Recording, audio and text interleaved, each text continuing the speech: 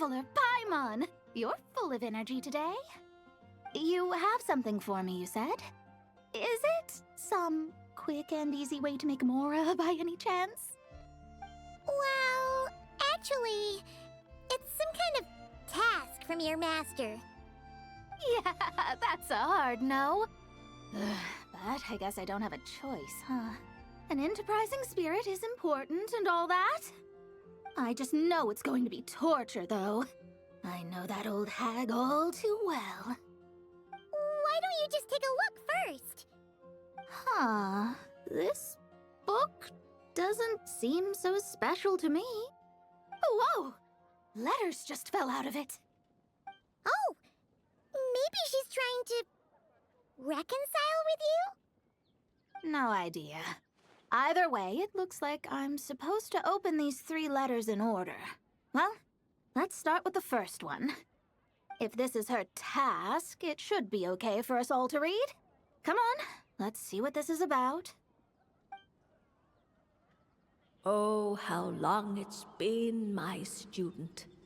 I'm afraid to report that getting up and about is becoming harder and harder these days.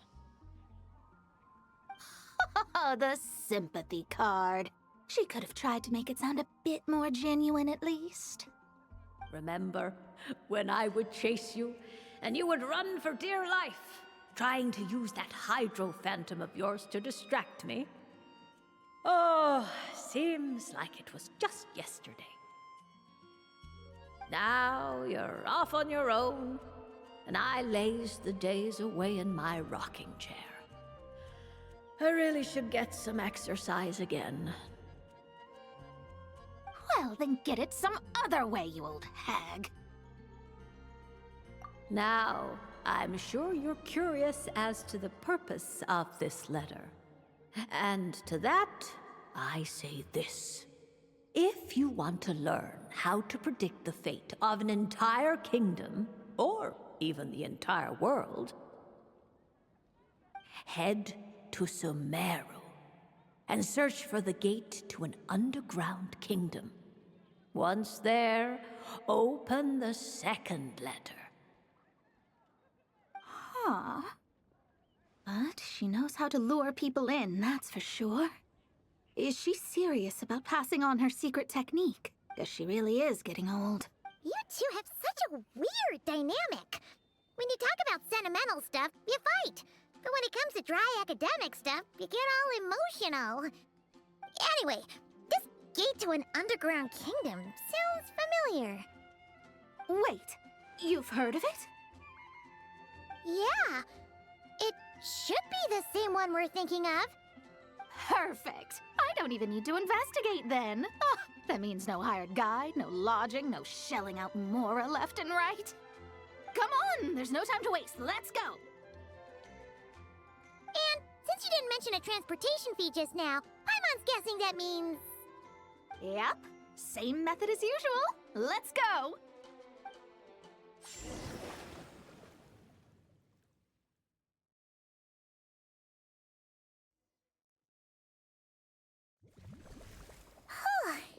This brings back memories of summertime. It's actually kind of refreshing. So, this is the gate to the ancient kingdom of Conria. I'm sure a lot of secrets and tragedies lie behind it. Well, let's open the second letter. Let me see here. Yep, it's this one. As the ancient Sumeru saying goes, rote knowledge bears no fruit until it is watered with the showers of wisdom. With that in mind, there is a phenomenon in this land known as the Sign of Apausha. It is a celestial mark that burns in response to an all too ardent desire for the truth. In that sense, perhaps it's more fitting to call it a sign of truth instead. The records of this ancient kingdom state there are several large subterranean lakes in Conria, clear and calm as mirrors, whose surfaces reflect the true stars. This is because the sign of truth created in the water is able to bypass the false sky and connect to the outer universe. I had no idea. To observe the gravitational forces and influence of celestial bodies, one must be able to see past the false sky. Only by obtaining these cosmic parameters can one predict the fate of this world. Now, my task for you is as follows. Open a sign of truth in front of the gate to Conria. The rest is a bunch of stuff about the ceremony the old hag came up with to summon this thing. Yeah, all these planetary trajectories and runes. Paimon's not even gonna try to make sense of it. So, what do you say, Mona? Are you gonna attempt it? Well, I hate to admit it, but it looks like the parameters she came up with could work. Frankly, this prospect is quite exciting, and heading back now will just cost me another night of lodging, so no better time than the present. Emissaries of the enduring stars, wanderers over ecliptic and equatorial planes, radiant celestial brethren. Traverse the twisted paths of the cavernous void. I, Mona Magistus the Astrologist, invoke the power of Hydro to balance the scales.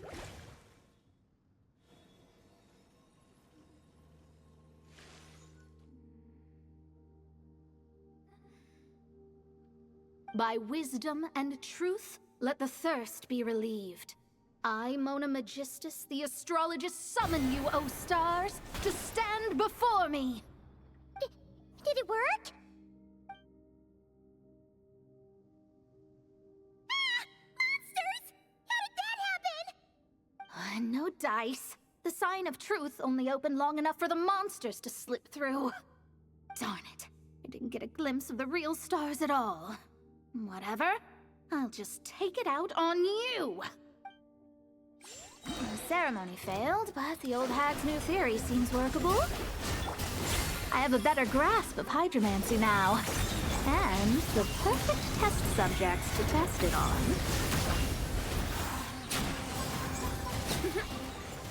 Oh dear. Brace yourselves. Phew! That's that. Well, the old hag said to open the third letter once it was all said and done, but I couldn't make it work. So, should I still open it? You know, Paimon thinks she understands your dynamic a lot better now. Look, she didn't say you had to successfully complete the ceremony, so you can open it. It'll be fine. I guess. All the same, I doubt she has anything nice to say. If you're reading this, it means you attempted to open the sign of truth. Seriously, I can't believe you actually tried it. What are you laughing at, you old hag? Conria was home to several lakes of stars, rendering the fabric of space in that area comparatively unstable. As a result, attempts to break through the firmament through non-physical means were more likely to succeed. In any case, I knew this place was well hidden and wouldn't be frequented by too many people. As such, any negative effects of failing to open the sign of truth would remain small scale. And of course, as my student, I felt sure you would have the chops to deal with the abyssal creatures that roam beyond the false sky. Even if you couldn't beat them, I am certain you could outrun them. You always were fast on your feet. Ah, connecting hydromancy to the kind of wisdom that quenches thirst. Truly, my genius knows no bounds. The practical application of the scry glass has also reduced disturbances caused by the false sky. I'd like to see Alice try and top that.